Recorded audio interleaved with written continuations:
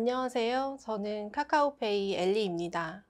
저는 오늘 모바일 자동화 테스트에 대해 이야기해 보려고 하는데요. 요즘 많은 QA 조직에서 자동화 테스트를 구축하고 있고 운영하고 있는 곳도 많습니다. 이전에는 개발자들이 진행한 경우들이 많았는데 자동화 테스트는 개발 역량도 중요한 부분이다 보니 개발자들이 진행할 경우 코드 작성 관점에서 더 이점이 있을 것입니다. QA 관점에서는 테스트에 대한 여러 방법론이나 검증 경험들을 통해서 다양한 아이디어를 낼 수 있고 개발자들과는 또 다른 관점으로 접근이 가능한데요. 오늘 발표에서는 저희가 QA 관점에서 어떤 고민들을 하며 어떻게 운영하고 있는지 경험을 나눠보려고 합니다. 발표 내용은 모바일 자동화 테스트에 대해 저희가 접근했던 3가지 방향과 개선을 위한 활동들을 다룰 예정입니다. 시작하기 전에 저희가 자동화 테스트를 통해 얻었던 효과에 대해 말씀드리고 싶습니다. 사람이 수행하는 테스트에서는 다양한 변수가 있을 수밖에 없습니다. 일정이나 우선순위에 따라 검증 범위가 축소되기도 하고 테스트 엔지니어의 숙련도에 따라 다르게 검증하는 경우들이 있습니다. 반면에 자동화 테스트에서는 항상 동일한 시나리오로 검증하기 때문에 일관된 품질을 확보할 수 있다는 장점이 있는데요. 몇 가지의 이슈를 보면서 계속 이야기해 보겠습니다. 2개의 캡처 화면이 있습니다. 이 화면은 페이머니를 충전한 후의 화면인데요. 혹시 두 화면에서의 차이점이 보이실까요? 왼쪽 화면에서처럼 보여야 하는 메모 입력란이 어느 순간 오른쪽 화면에서처럼 보이지 않았습니다. 이런 부분은 매번 풀테스트를 한다고 하더라도 발견하는 것이 쉽지 않습니다. 다음은 페이머니를 충전하기 위해 충전 계좌를 선택하는 화면입니다. 이 두 화면에서의 차이점은 어떤 게 있을까요? 앞선 예시보다 찾기가 아마 조금 더 어려우실 것 같습니다. 바로 계좌번호의 마스킹 개수의 차이가 있습니다. 기획상으로는 3개의 마스킹 개수가 정상인데요. 오른쪽 화면에서는 4개의 마스킹 개수가 확인되고 있습니다. 비슷한 예시를 하나 더 보여드리겠습니다. 이번에는 송금 내역 화면인데요. 일반적인 송금이 아닌 페이머니로 가지고 있는 금액보다 더 큰 금액을 송금한 내역입니다. 잔액보다 더 큰 금액이 필요하기 때문에 계좌에서 자동으로 부족한 금액을 충전하면서 송금하게 되는데요. 이때 송금 내역에는 충전 계좌와 금액 등의 정보가 보여져야 하는데 오른쪽 화면에서처럼 그 정보가 나오지 않았습니다. 이렇게 특정 조건에서 발생하는 이슈들에 대해서도 자동화 테스트를 통해서 일관적으로 검증할 수 있습니다. 그렇기 때문에 자동화 테스트와 매뉴얼 테스트를 같이 진행한다면 좀 더 복잡하고 중요한 부분에 리소스를 집중할 수 있을 것입니다. 또 다른 유형도 있습니다. 다음은 충전 이벤트가 발생한 후에 잔액이 갱신되는 화면인데요. 잔액이 갱신되는 속도가 예전에는 1초 이내로 빨랐는데 어느 순간 3초 이상의 시간이 걸렸습니다. 자동화 테스트로는 이런 정확한 기준의 퍼포먼스에 따른 테스트도 가능합니다.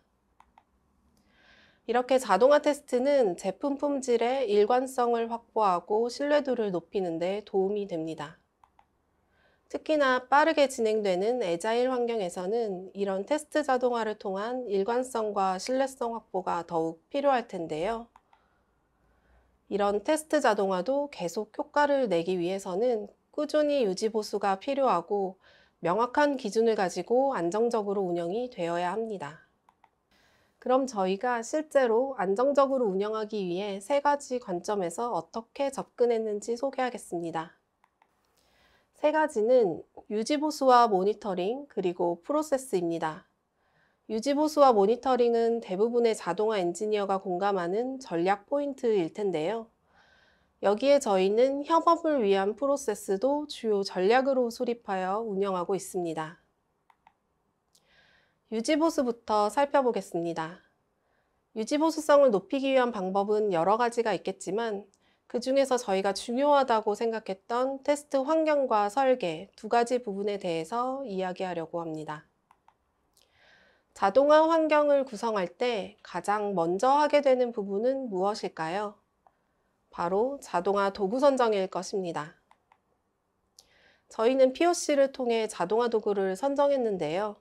멀티 디바이스와 크로스 플랫폼 환경 지원을 포함해서 여러 요구사항을 통해 에피움을 사용하기로 결정했습니다. 다음과 같이 에피움을 통해 안드로이드와 iOS 플랫폼별 멀티 디바이스를 연결했고 병렬로 수행되도록 구성했습니다. 그런데 여기서 한 가지 문제가 있었는데요. 그것은 안드로이드와 iOS 플랫폼별 테스트 코드를 별도로 관리해야 한다는 점이었습니다. 별도 스크립트를 관리해야 한다면 유지보수에 좋지 않다고 판단했습니다. 그래서 저희는 하나의 스크립트로 자동화 테스트를 수행할 수 있도록 고민했습니다. 하나의 코드로 작성하는 것도 결국 코드를 어떻게 구성하는지에 대한 문제로 연결이 되는데요. 그 방안으로 저희는 레이어 전략을 세웠습니다. 저희가 구성한 레이어는 다음과 같이 세 가지의 레이어로 구성됩니다. 첫 번째 컨트롤 레이어는 유저 액션들에 대한 레이어입니다. 비즈니스 레이어는 송금 결제와 같은 다양한 서비스에 따른 비즈니스 로직에 대한 레이어이고요. 마지막 테스트 레이어는 테스트 케이스를 구현한 레이어입니다. 유저 액션들을 구현한 컨트롤 레이어부터 살펴보겠습니다. 컨트롤 레이어는 버튼을 클릭하거나 스크롤하거나 특정 라벨을 확인하는 등의 유저 액션을 모았습니다. 코드로 살펴보면 이렇게 클릭, 샌드키, 웨잇, 스크롤 등의 함수들이 모여 있습니다. 두 번째 레이어는 비즈니스 레이어인데요. 비즈니스 레이어는 각 서비스별 비즈니스 로직을 생성하는 부분을 말합니다. 조금 더 세부적으로 표현하면 다음과 같이 3개의 스텝으로 나타낼 수 있습니다. 저희는 페이지 오브젝트 모델을 사용하고 있는데요. 그에 따라 첫 번째는 페이지 등 비즈니스 유닛을 식별하여 클래스로 생성해 주게 되고요. 두 번째는 해당 클래스 내에서 사용하게 될 모든 엘리먼트들을 초기화해 줍니다. 세 번째는 초기화한 엘리먼트와 앞서 말씀드린 컨트롤 레이어의 함수들을 조합하여 비즈니스 로직을 완성하게 됩니다. 그럼 카카오페이의 가장 대표적인 서비스인 친구 송금으로 예를 들어 보겠습니다. 친구 송금을 하기 위해서는 첫 번째로 친구를 선택합니다. 그 다음 송금 금액을 입력하고 확인 버튼을 클릭한 후 마지막으로 보내기 버튼을 클릭하면 친구에게 송금이 됩니다. 이 예시를 통해 앞서 비즈니스 레이어를 구현하는 3단계 스텝을 수행해 보겠습니다. 첫 번째 스텝으로 비즈니스 유닛을 식별하여 클래스를 생성하는데요. 친구 송금은 리미턴스 페이지로 생성할 수 있습니다. 그 다음 친구 송금에서 사용할 엘리먼트들을 초기화해 주는데요. 대표적으로 송금 금액과 송금 버튼이 있습니다. 그리고 여기에서 하나의 엘리먼트에는 안드로이드와 iOS를 모두 초기화해서 사용하게 되는데요. 이건 하나의 스크립트로 작성하기 위한 부분이었습니다. 마지막 스텝에서는 앞서 초기화한 엘리먼트와 컨트롤 레이어에서 구현해둔 액션을 조합해서 상세 스텝을 작성할 수 있습니다. 코드로 살펴보면 다음과 같이 송금 금액을 입력하고 송금 버튼을 클릭하게 됩니다. 이렇게 비즈니스 레이어와 컨트롤 레이어를 구현한 것으로 다양한 테스트 케이스를 받아들일 준비가 된 것입니다. 마지막 테스트 레이어에서는 테스트 케이스를 통해서 전체 테스트를 구현하게 되는데요. 테스트 케이스를 통해서 테스트 데이터셋을 비즈니스 레이어로 전달하여 테스트를 구현하게 됩니다. 다음 화면에서 예를 들어 보면 테스트 데이터셋은 송금 타입이나 송금 대상, 송금 금액 등을 의미합니다. 현재 페이 모바일 자동화는 이 테스트 데이터셋에 따라 유저들의 동선이나 테스트 패턴이 달라지게 되는데요. 이렇게 생성한 다양한 패턴을 기반으로 송금 등의 이벤트를 수행하게 되는 것입니다. 그러면 이 테스트 데이터셋들의 조합으로 테스트 케이스를 구성하는 예를 살펴보겠습니다. 첫 번째, 친구에게 송금한다는 케이스는 송금 구분은 친구 송금이고 송금 형태는 일반 송금, 송금 금액은 잔액 내, 충전 계좌는 변경이 없는 케이스의 조합입니다. 두 번째 케이스는 앞선 케이스에서 송금 형태가 봉투 송금인 것만 변경하여 만들 수 있습니다. 이런 식으로 테스트 데이터셋을 조합하여 테스트 케이스를 계속 확장해 나갈 수 있습니다. 테스트 케이스 예시 중에서 두 번째 케이스였던 친구에게 봉투 송금하기를 코드로 살펴보면 다음과 같이 친구 송금, 봉투 송금, 잔액 내, 금액, 충전 계좌 등의 테스트 데이터셋을 설정하고 비즈니스 레이어로 전달하도록 구현합니다. 친구에게 송금하기 케이스를 실행해 보았습니다. 앞선 예시처럼 친구를 선택하고 금액을 입력한 후 확인을 클릭하고 보내기 버튼을 통해 송금을 진행합니다.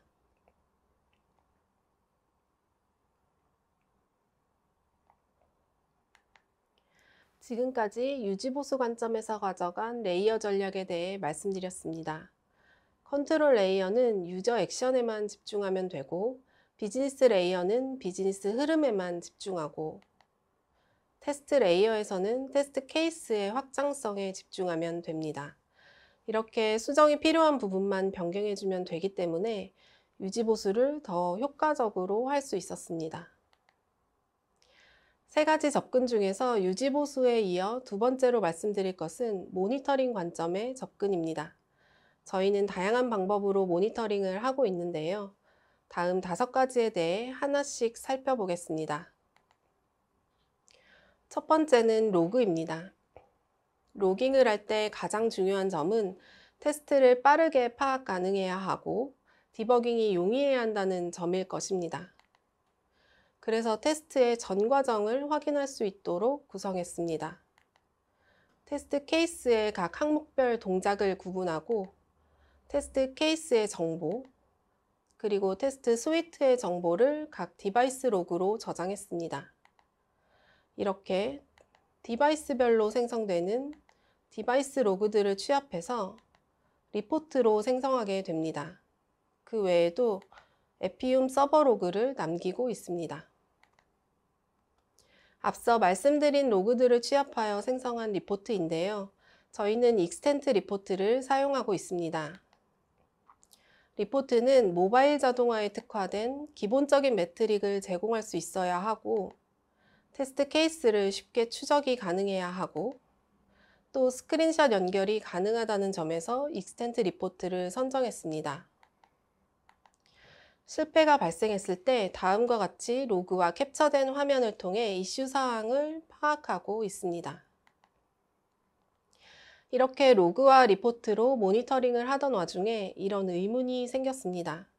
최근 송금 테스트 스위트의 특정 케이스에서 실패가 자주 발생하는 것 같은데 지난 일주일간의 테스트 결과에서 송금 로그만 모아서 확인해 볼 수 있을까? 라는 의문이었는데요. 로그와 리포트를 통해서는 방금 돌린 테스트 결과와 로그를 확인하기에는 괜찮았지만 이렇게 특정 검색을 하기에는 어려움이 있었습니다. 그래서 저희는 오픈 서치를 사용해서 로그를 수집하고 통합 검색을 할 수 있게 했습니다. 그리고 대시보드를 통해서 로그 분석을 위한 데이터 시각화도 어느 정도 가능해졌습니다. 그런데 막상 테스트 결과를 공유하다 보니 특정 정보가 좀 더 강조되었으면 좋겠다라던가 좀 더 다양한 지표를 커스터마이징해서 보고 싶다는 니즈가 생기게 되었습니다. 그래서 저희는 그래파나도 연동하게 되었습니다. 그래파나를 통해 단말별 혹은 플랫폼별 랩타임을 확인하거나 단말별 실시간 패스레이트 등 원하는 지표를 더 다양하게 커스터마이징해서 시각화할 수 있게 되었습니다. 뿐만 아니라 얼럿 기능을 사용해서 특정 상황에 알림을 통해 프로세스 관점에서의 이점도 가져갈 수 있었습니다. 여기에서 끝은 아니었습니다. 재택근무를 하시는 자동화 엔지니어 분들은 많이 공감하실 것 같은데요. 동료가 수행하고 있는 테스트 상황을 함께 모니터링할 수 있으면 좋겠다고 생각해 보신 적 있지 않으신가요? 그래서 저희는 디바이스팜 연동 또한 고려하게 되었습니다. 화면에 보이는 디바이스팜은 카카오 테스트 플랫폼 셀에서 개발하고 있는 제품인데요. 저희는 이 카카오 디바이스팜을 선택하여 사용하고 있습니다. 디바이스팜을 통해 크게 두 가지에서 효과를 얻을 수 있었습니다. 첫 번째는 단말의 상태를 확인하거나 단말의 OS 버전과 같은 상세 정보를 한눈에 파악할 수 있고, 특정 단말을 현재 누가 사용하고 있는지 실시간으로 파악할 수 있는 점이었습니다. 즉, 테스트 단말의 가시성 확보에서 이점이 있었습니다. 두 번째 효과는 원격에서 테스트를 실행하면서 동료와 함께 모니터링이 가능하다는 점이었습니다. 다음 영상에서 보시는 바와 같이 디바이스팜을 통해 원격 테스트를 진행하고 있습니다. 이때 우측 하단의 영상과 같이 실제 프로바이더에 연결되어 있는 단말들이 원격에서 실행되고 있는 것입니다. 앞서 말씀드렸던 테스트 환경과 모니터링에 대한 부분을 도식화한 그림인데요. QA 엔지니어가 자동화 코드를 작성해서 GitHub에 올리고 이후 젠킨스에서 자동화 테스트를 수행하게 되면 디바이스팜을 통해 프로바이더에 연결된 다양한 단말들이 에피움을 통해 자동화 테스트를 수행하게 되고요. 이때 카카오에서 서비스하는 앱 빌드 배포 도구인 모빌로부터 최신 빌드된 앱을 실시간으로 다운받아 설치하며 진행하게 됩니다. 이렇게 테스트가 진행되면 쌓이는 로그들이 있을 텐데요. 이 로그들은 파일 비트를 통해 수집돼서 오픈 서치를 통해 확인하고, 동시에 그라파나 대시보드에서도 시각화된 데이터를 바로 확인할 수 있습니다. 이렇게 세 가지 접근 중 두 가지인 유지보수와 모니터링에 대해 이야기해 보았습니다. 다음 말씀드릴 것은 프로세스인데요. 다수의 동료들과 협업해야 하는 상황이 많아지면서 효율적인 프로세스의 중요도가 높아지게 되었습니다. 그래서 저희는 업무별로 프로세스를 수립하게 되었는데요. 프로세스는 크게 신규 기능, 유지 보수, 운영 모니터링 프로세스에 대해 소개할 예정입니다. 저희는 계속해서 신규 기능이나 서비스로의 자동화 테스트 커버리지를 확장하고 있는데요. 신규 기능 프로세스는 이렇게 자동화 테스트 커버리지를 확장하게 되는 경우의 프로세스입니다. 일단 서비스 QA 담당자로부터 신규 서비스나 기능에 대해 필요한 정보를 전달받습니다. 이후 기능과 스펙을 파악하고 자동화 구현 가능 여부나 허들 포인트 여부를 분석하는 타당성 조사를 진행합니다. 그 결과를 가지고 자동화 담당자들이 논의한 후에 자동화 업무를 진행하게 됩니다. 유지보수는 서비스 이터레이션 기간에 맞춰서 자동화 코드를 유지보수하는 업무인데요. 먼저 이터레이션 시작 전 서비스 QA 담당자로부터 자동화로 구현된 부분에 변경이 있는 경우 해당 과제에 대한 리뷰를 받습니다. 이후 자동화 테스트 계획을 수립하고 리그레션 테스트 기간 전까지 자동화 코드 구현 및 테스트를 완료하게 됩니다. 그 후 리그레션 테스트 기간이 되면 디바이스팜을 통해 자동화 테스트를 매일 실행하게 되고 그에 대한 데일리 리포트도 발행하고 있습니다. 릴리즈 이후에는 운영 모니터링을 진행합니다. 운영 모니터링이 시작되면 유지보수 프로세스와 동일하게 데일리 리포트를 발행합니다. 이때 오류가 발생할 경우에는 그라파나 훅을 통해 알림을 받고 결함 여부인지 파악해서 담당자를 태그합니다. 이런 각 업무 프로세스들을 세움으로써 원활하고 효율적으로 업무할 수 있도록 운영하고 있습니다. 자동화 테스트에 대한 접근 방향으로 유지보수에 대해서는 테스트 환경과 설계, 그리고 디바이스 팜 등의 모니터링, 마지막으로는 각 업무 프로세스까지 이야기해 봤는데요. 이렇게 자동화 테스트를 구축 운영하면서 개선을 위해서 고민했던 부분들이 많이 있었습니다. 그래서 몇 가지의 경험을 공유하면 좋을 것 같다는 생각이 들었는데요. 크게 세 가지를 뽑아봤습니다.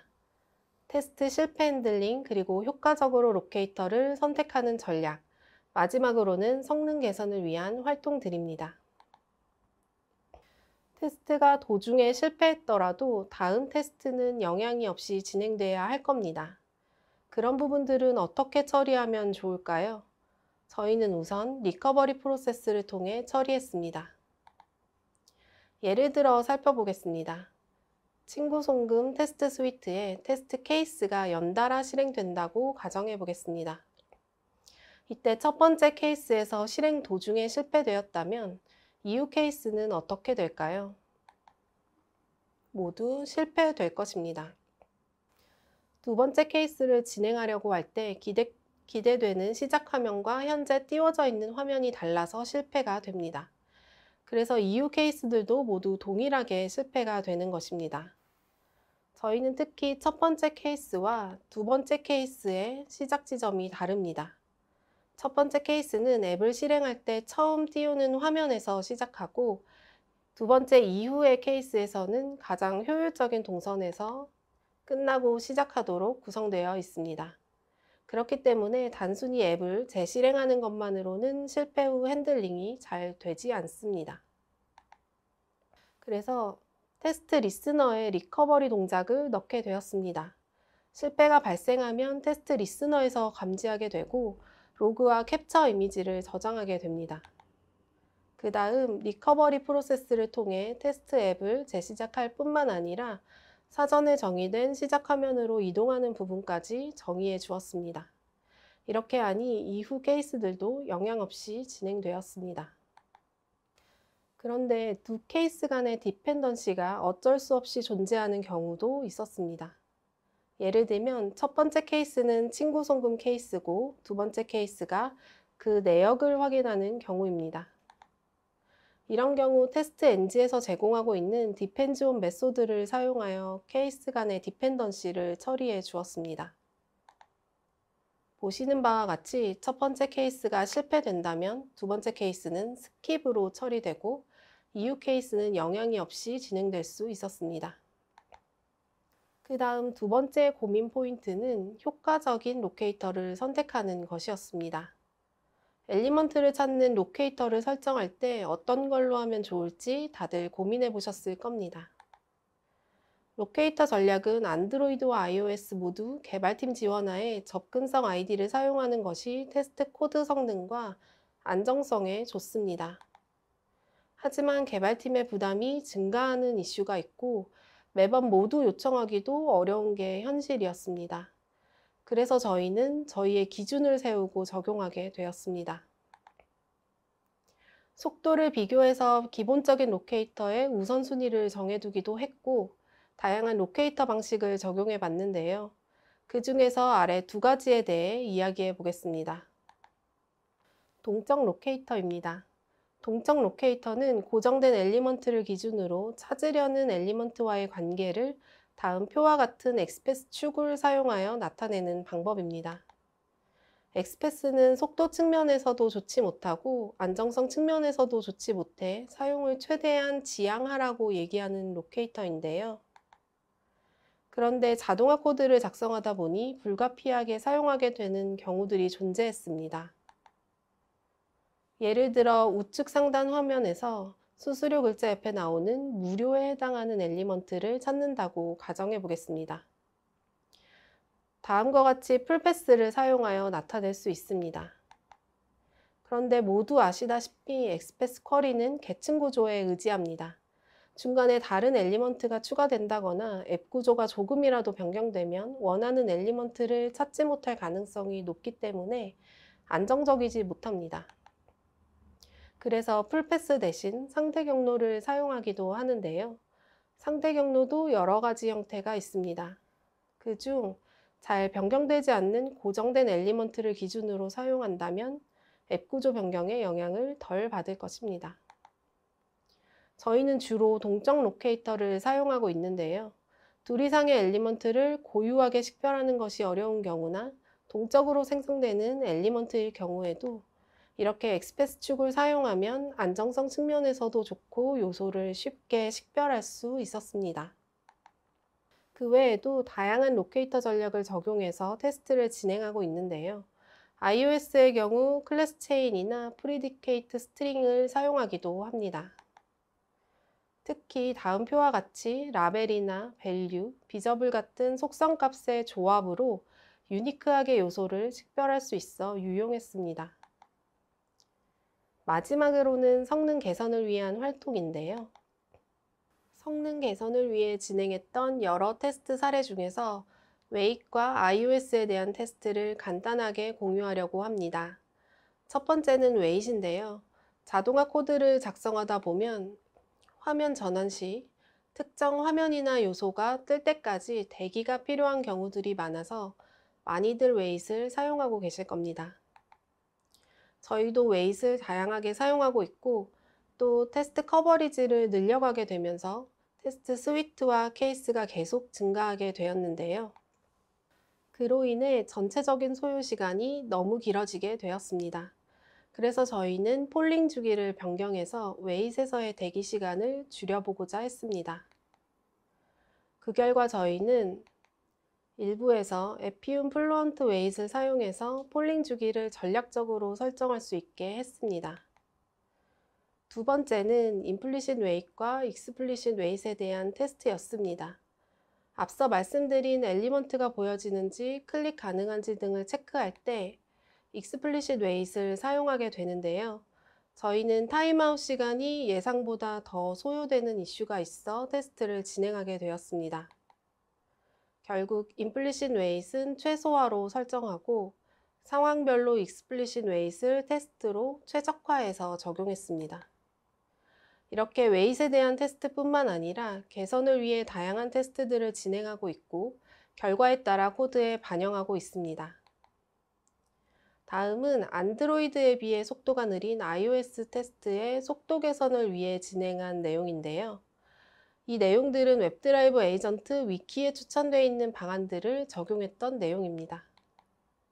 결국 요약해보면 일치 항목을 찾기 위해 전체 소스를 스캔하는 방식은 최대한 지양하도록 하는 것입니다. 이외에도 디자이어 캐퍼빌리티 값들을 사용해서 속도 개선 테스트를 진행하기도 했습니다. 이렇게 해서 저희의 세 가지 관점의 접근과 고민했던 부분들에 대한 내용을 모두 말씀드렸습니다. 그럼 저희가 운영하고 있는 자동화 테스트의 몇 가지 지표를 간단히 공유하고 발표를 마치도록 하겠습니다.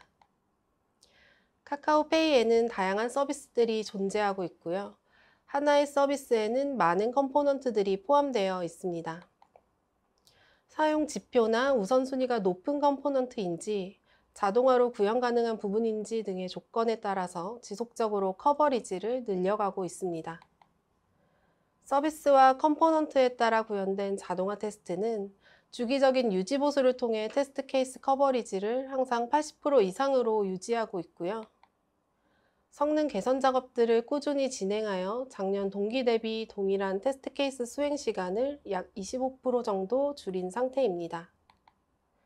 또한 동일한 유지 보수 기간 동안 하루에 처리하는 케이스의 수도 약 1.6배 정도 많아졌습니다. 이렇게 저희는 계속해서 자동화 테스트가 더 효과를 낼 수 있도록 테스트 유형과 커버리지를 확장할 예정이고요. 또 테스트 환경 고도화에 대한 계획도 가지고 있습니다. 여기까지인데요. 어떠셨나요? QA 관점에서의 자동화 테스트가 도움이 되셨을까요? 앞으로도 저희는 꾸준히 개선 포인트들을 공유할 수 있도록 노력하겠습니다. 지금까지 들어주셔서 감사합니다.